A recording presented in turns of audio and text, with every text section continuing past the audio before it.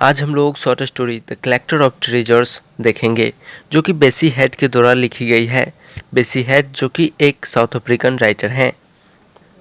ये फेमिनिस्ट के तौर पे देखी जाती हैं क्योंकि ये महिलाओं के लिए आवाज़ उठाने का काम करती थी और जो गरीब तबके के लोग थे, जो कमज़ोर लोग थे, उनके लिए ये आवाज़ उठाने का काम करती थी। इनके स्टोरी में हम लोग साफ तौर पे देख सकते हैं, जैसे कि इस story the collector of treasures में भी हम लोग देखेंगे। एक महिला के लिए वो आवाज़ उठाती हैं और उस समय की जो बेसिक्स प्रॉब्लम्स थी महिलाएं के लिए, उसके खिलाफ ये आवाज़ उठाती हैं। तो हम लोग वीडियो स्टार्ट करें उससे पहले हम लोग समझ लेते हैं कि द कलेक्टर ऑफ ट्रेजर्स, जो कि इस वीडियो का टाइटल है, इसका क्या मतलब है। ट्रेजर हम लोग किसी भी मूल्यवान सामान को कह सकते हैं और इस स्टोरी का title the collector of treasures, यानी कि बहुत सारे मूल्यवान सामानों का संग्रह करता। तो ये टाइटल इस स्टोरी के अबाउट में कैसे बताती है, ये सब हम लोग समझेंगे। पहले हम लोग पूरे स्टोरी को समझ लेते हैं।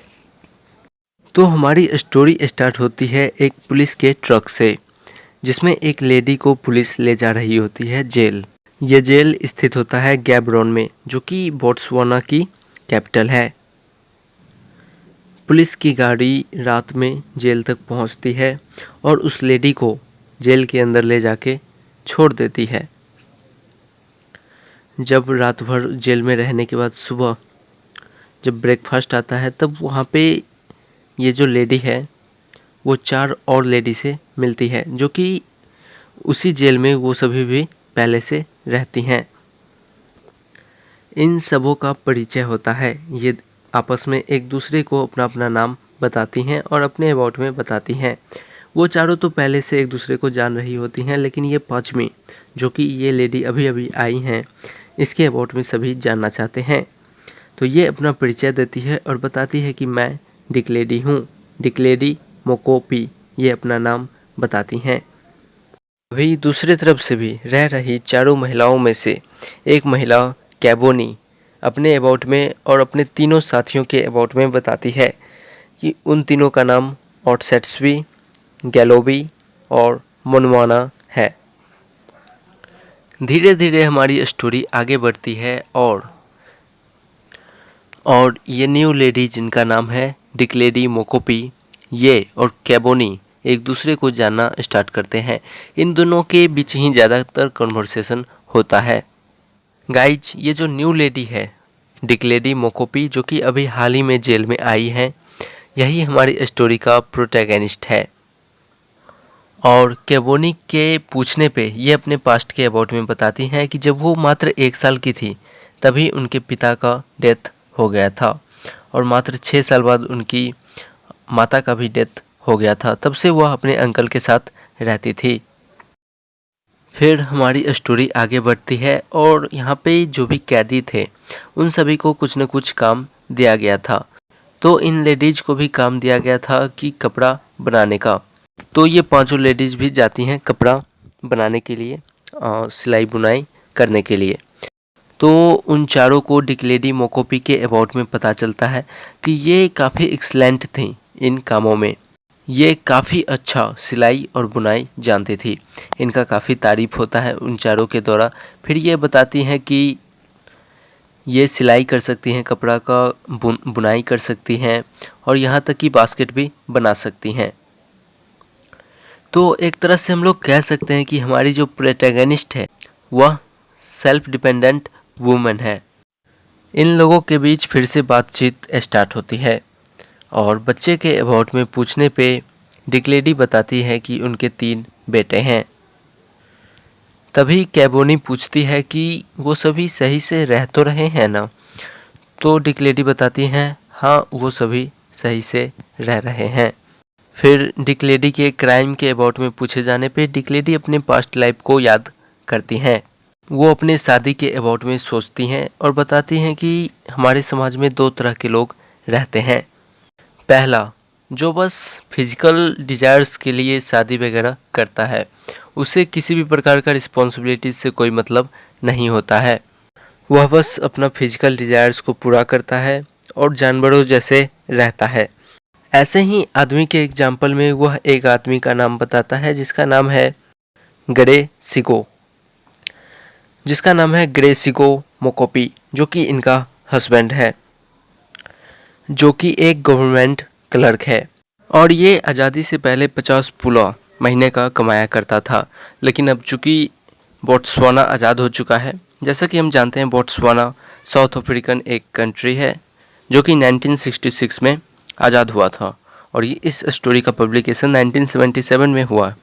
तो ऐसा बताया जाता है कि 1966 से पहले जो ये ग्रेसिगो है ये 50 पुला कमाया करता था। पुला जो कि वहाँ का करेंसी है बोट्सवाना का, ये वहाँ पे 50 पुला कमाया करता था।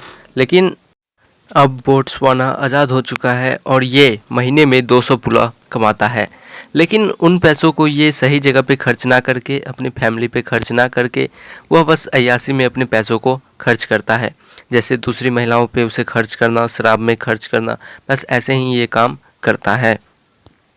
ग्रेसिगो अपने फिजिकल डिजायर्स को पूरा करने के पीछे इतना पागल होता है कि मात्र 4 साल में इनके 3 बच्चे होते हैं, और ये इन सभी को छोड़ के चला जाता है और दूसरी महिलाओं के साथ रहता है गांव में ही। तभी डिक्लेडी दूसरे टाइप के मैन के अबाउट में बताना चालू करती हैं कि उनके पास क्षमता होता है खुद को आगे बढ़ाने का, अपनी फैमिली को आगे ले जाने का। फिर वह इसके एग्जाम्पल में एक आदमी का नाम बताती है जिनका नाम होता है पॉल थिबोलो, जो कि अभी हाल ही में कुछ दिनों पहले उनके गांव में आया था। डिक्लेडी उस समय को याद करते हुए बताती हैं जब वह पॉल से मिली थी फर्स्ट टाइम। पॉल उस समय आया था क्योंकि उसे एक प्राइमरी स्कूल में प्रिंसिपल बना के वहाँ पे भेजा गया था, और यहीं पे उसे अपना एक घर बनाने के लिए छोटा सा फील्ड दिया गया था। तो पॉल वहाँ पे आता है कुछ मज़दूरों को लेके अपना घर बनवाने के लिए। तभी इन दोनों का मुलाकात होता है और दोनों एक दूसरे से जान पहचान करते हैं और एक दूसरे के अबाउट में बताते हैं। तभी पॉल बताते हैं कि उनको यहीं पे प्राइमरी स्कूल में जॉब मिला है और कुछ दिनों बाद उनके बच्चे और वाइफ भी यहाँ पे रहने आएंगे जब उनका घर बन जाएगा। तो डिक्लेडी कहती हैं कि यहाँ पे उनका छत बनाने का काम काफ़ी फेमस है, इसलिए वो भी उनका हेल्प करना चाहती हैं अगर वो बोले तो पॉल बोलते हैं कि हाँ, वो अपनी वाइफ से पूछ के बताएंगे। फिर डिक्लेडी उन लोगों की काफ़ी मदद करती है उनके घर बनाने में, और इस तरह से इन लोगों की काफ़ी अच्छी दोस्ती हो जाती है आपस में। कुछ दिनों बाद पॉल की वाइफ कैनोलिफ थिवोलो भी वहाँ रहने आ जाती हैं और उन दोनों के भी 3 बच्चे होते हैं। वो सभी वहाँ पे रहने आ जाते हैं और डिक्लेडी की जान पहचान कैनोलिफ से काफ़ी अच्छी हो जाती है। ये दोनों आपस में बेस्ट फ्रेंड जैसे बन जाते हैं। डिक्लेडी उनके घरों में काम वगैरह कर दिया करती थी, उनके कपड़े धोना, बर्तन वगैरह धो दिया करती थी और उनके बच्चे का भी ध्यान रखा करती थी, ख्याल रखा करती थी। लेकिन इसके बदले में वो कभी भी पैसा नहीं लेती थी। लेकिन जब भी वो लोग पैसा के लिए बोलते तो ये ना बोल देती थी। जब ये पैसा लेने के लिए तैयार नहीं हुई तब पॉल और उनकी वाइफ ने डिसाइड किया कि कुछ ज़रूरी सामान इनको दिया करेंगी। इस बात को डिक्लेडी मान लेती हैं। डिक्लेडी का इधर अपना काम सिलाई बुनाई का भी काफ़ी अच्छे से चल रहा होता है। वो अब कुछ खुद से कमाने भी लगी थी। दोनों फैमिली आपस में मिलजुल के काफ़ी अच्छे से रह रहे थे। तभी कैनोलिप को डिक्लेडी के हस्बैंड के अबाउट में पता चलता है, जो कि काफ़ी घटिया किस्म का आदमी था। तो वो पूछती हैं कि तुम ऐसे आदमी से शादी ही क्यों की? तो डिक्लेडी बताती हैं कि उनके अंकल उनको सर्वेंट की तरह ट्रीट किया करते थे और उनके पास कोई ऑप्शन भी नहीं था। बस यही एक आदमी था जिसने मुझसे शादी करने के लिए पूछा था, इसलिए वो हाँ कर देती है और इनसे शादी कर लेती है। फिर कैनोली पॉल के अबाउट में डिक्लेडी को बताती हैं। डिक्लेडी को काफ़ी अच्छा लगता है पॉल के अबाउट में जान के।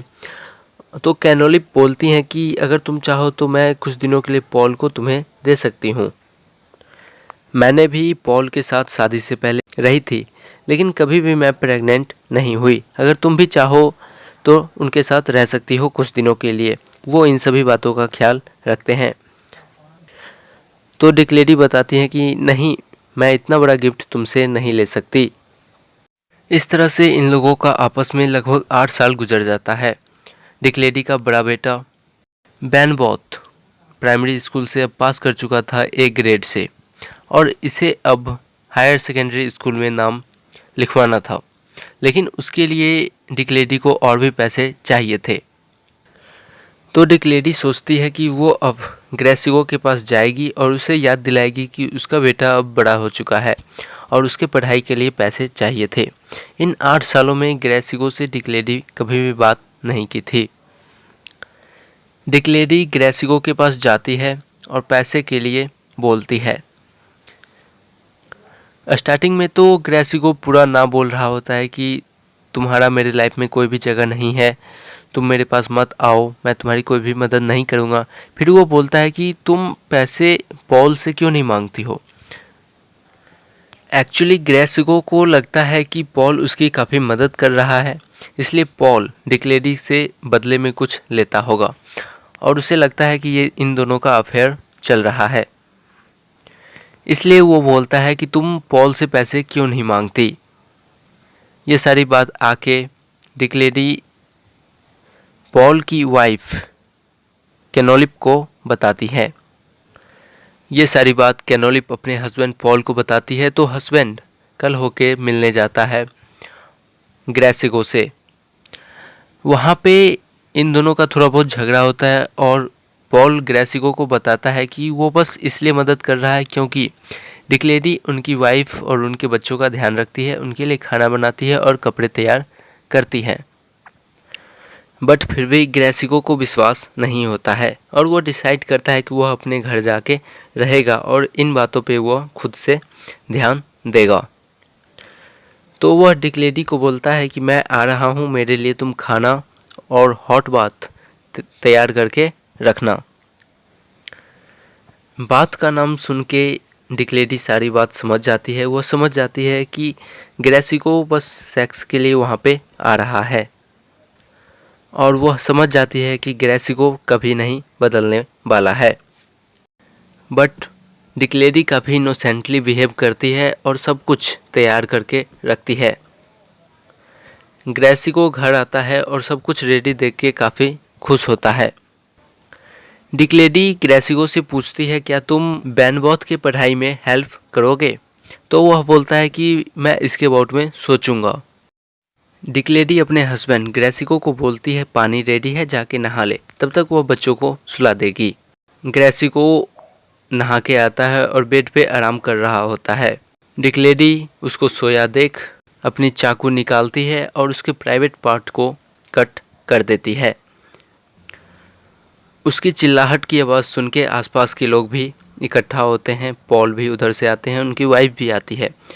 इस तरह से ग्रेसिगो का डेथ हो जाता है और थोड़ा देर बाद पुलिस भी आ जाती है। तो पॉल वहाँ पे डिक लेडी को बोलता है कि तुम चिंता मत करना, तुम्हारे बच्चों का मैं ख्याल रखूँगा। इस तरह से डिक लेडी अपनी स्टोरी को कंप्लीट करती है। अपने पास्ट के अबाउट में, अपने क्राइम के अबाउट में किबोनी को बताती है। तो किबोनी पूछती है कि क्या तुम्हें किसी भी प्रकार का दुख है कि तुमने जो किया वह गलत था या फिर कुछ। तो डिक लेडी बताती है कि नहीं, मुझे किसी भी प्रकार का कोई दुख नहीं है। तो डिक लेडी पूछती है किबोनी से तुम्हारा क्राइम क्या था। फिर किबोनी अपने अबाउट में बताती है कि उसने भी अपने हस्बैंड का मर्डर किया है, क्योंकि उनके हस्बैंड एक स्कूल में प्रिंसिपल हुआ करते थे, जहाँ पे जो भी मेल टीचर्स थे वो सभी वहाँ के गर्ल्स का पूरा यूज किया करते थे, उन्हें प्रेग्नेंट कर दिया करते थे और उनके हस्बैंड उन सभी को नौकरी से निकाल दिया करते थे। लेकिन सभी के चले जाने के बाद उनके हस्बैंड भी वही सब काम करते थे जो अन्य टीचर्स वहाँ पे किया करते थे। बाद में जब गर्ल्स के पेरेंट्स के द्वारा उनको इन सभी के अबाउट में पता चला, तब उसने डिसाइड किया कि वो ऐसा करेगी। तो वो भी अपने हस्बैंड के प्राइवेट पार्ट को रेजर से काट देती है और इस तरह से वहाँ पे जो 5 महिलाएं थी उन सभी ने अपने अपने हस्बैंड्स की हत्या करके वहाँ पे आई थी। इस तरह से हमारा स्टोरी यहाँ पे ख़त्म होता है। तो इस स्टोरी के थ्रू राइटर हमें बताती हैं कि कैसे वहाँ पे हस्बैंड का मर्डर करना एक ट्रेंड बन गया था, क्योंकि वहाँ की जो महिलाएं थी उनका काफ़ी शोषण किया जाता था उनके हस्बैंड के द्वारा। उन्हें बस यूज किया जाता था अपने बस फिजिकल प्लेजर को पाने के लिए। जहाँ तक इस स्टोरी की टाइटल की बात है, तो हमारा जो प्रोटैगनिस्ट है डिक लेडी मोकोपी, इन्होंने अपने लाइफ में बहुत सारे अच्छे कामों को इकट्ठा कर रखा है जो कि इनका मूल्यवान सामान है, जो कि इनके लिए काफ़ी मूल्यवान है।